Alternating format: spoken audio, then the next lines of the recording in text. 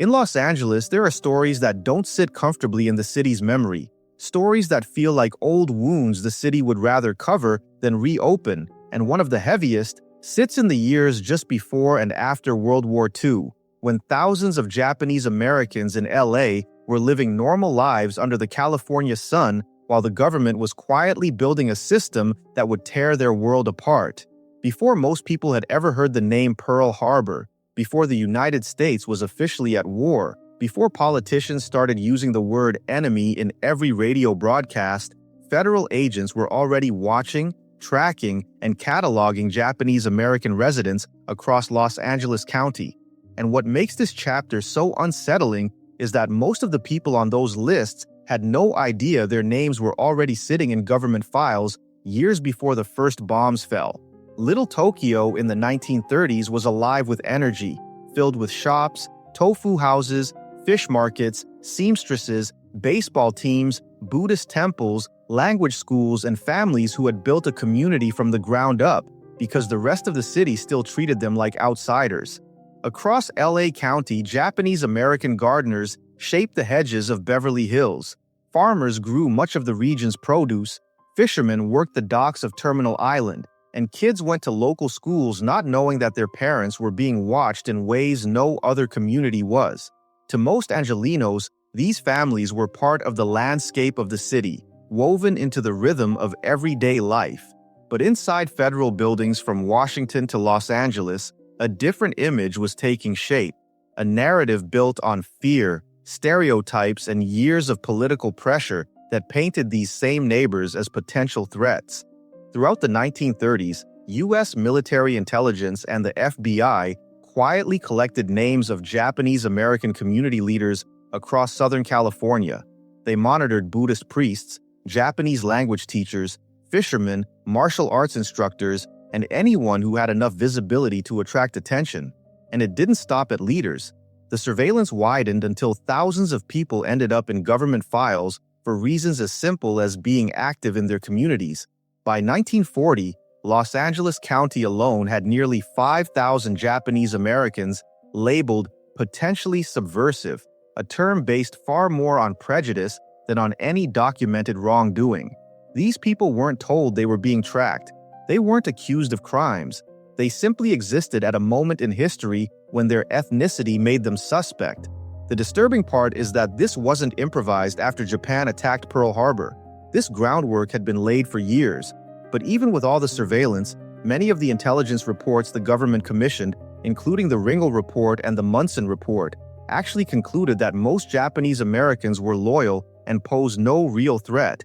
Those reports said mass removal wasn't necessary, that targeting entire communities would be unjustified. But those warnings were drowned out by rising West Coast racism, political pressure, economic jealousy, and a growing belief among certain military leaders that Japanese Americans could never be trusted just because of their ancestry. And Los Angeles, with its huge Japanese American population, became the center of that anxiety. Then came December 7, 1941.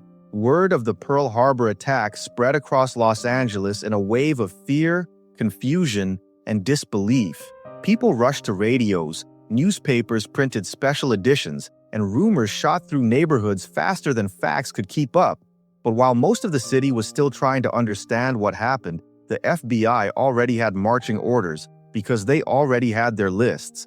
Within hours of the attack, agents swept through Japanese American neighborhoods, arresting Buddhist priests, teachers, newspaper editors, fishermen, union organizers, and community elders whose names had been flagged long before the war began.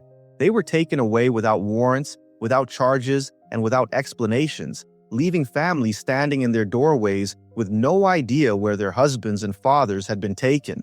Some were held temporarily at places like the old Terminal Island facility, the Lincoln Heights jail, and military installations scattered across Southern California. Others were moved farther away within days. None of it followed due process, and none of it required evidence. The government had prepared for this moment long before the public even knew what was coming. But the arrests were only the beginning. In early 1942, President Roosevelt signed Executive Order 9066, authorizing the forced removal of Japanese Americans from the West Coast.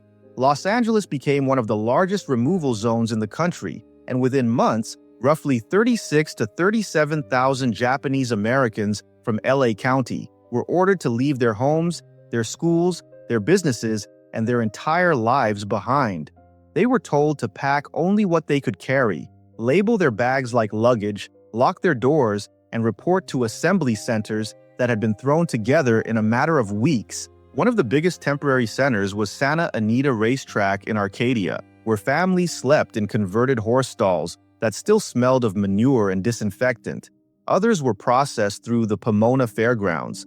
These places weren't meant for long-term living. They were holding stations, surrounded by fences and guards, where Japanese American families waited for buses that would take them to camps scattered across the interior of the country.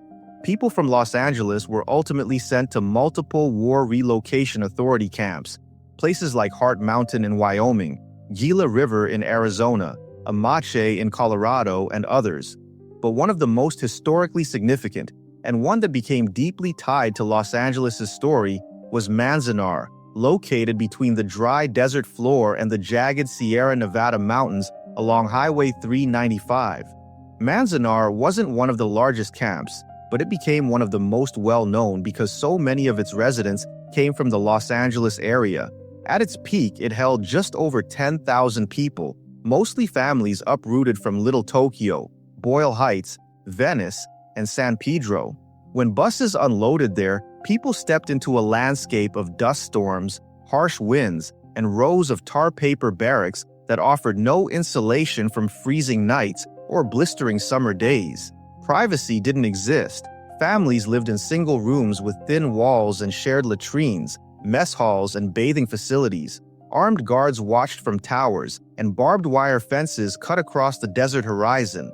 The government called these places relocation centers, but the prisoners inside knew what they really were: incarceration camps built on fear and prejudice. Back in Los Angeles, entire communities seemed to vanish overnight. Businesses in Little Tokyo shut down, leaving whole blocks empty. Terminal Island's once thriving Japanese-American fishing village was destroyed completely.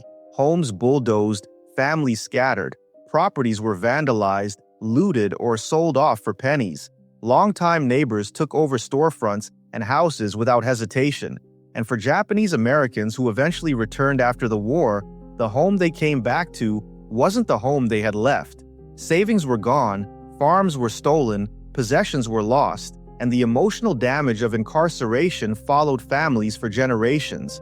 The part people often overlook, the part that makes this such a heavy chapter in LA's history, is that what happened in 1942 wasn't just a reaction to the Pearl Harbor attack. The machinery had been built years earlier. The lists were prepared, the surveillance was deliberate, and the moment the war began, the government activated a plan that treated thousands of innocent people like threats simply because of their ancestry. When you walk through Little Tokyo today, past the shops, the murals, the community centers, and the memorials, it's hard to imagine the silence that filled these streets when families were forced out. But the memory of what happened still lives in the stories people carried, in testimonies given decades later, in the damaged properties that were never restored, and in the archives that reveal just how early and how deeply the government had decided to treat its own citizens with suspicion. And that's the truth about what happened to Japanese Americans in Los Angeles during World War II. The tragedy didn't begin on December 7th.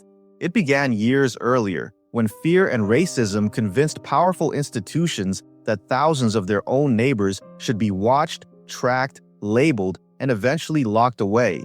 It's a chapter the city hasn't forgotten, even if it tries to move past it, because the weight of what happened still lingers beneath the surface, reminding Los Angeles of the cost of letting fear decide who belongs and who doesn't.